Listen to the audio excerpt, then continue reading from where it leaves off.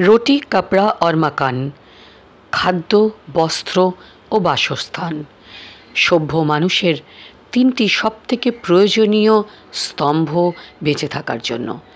কিন্তু গরিব দেশে জন্মেছি আমরা, শহরে কি গ্রামে, প্রত্যন্ত এলাকায় হোক বা ঝমঝমে শহরের বুকের ওপর, এক টুকরো বাসস্থান তৈরি করতে মানুষের সারাটা জীবন কেটে যায়।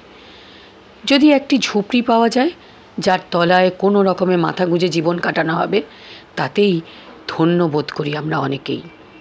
এই ঝুপড়ি আমাদের আশ্রয়স্থল হয়। ঝুপড়ি ইংলিশ আজ আমরা জেনে নেব। ঝুপড়ি ইংলিশ হলো শ্যান্টি, SHANTY। শ্যান্টি হলো ঝুপড়ি। অনেকগুলি ঝুপড়ি মিলে তৈরি হয় বস্তি।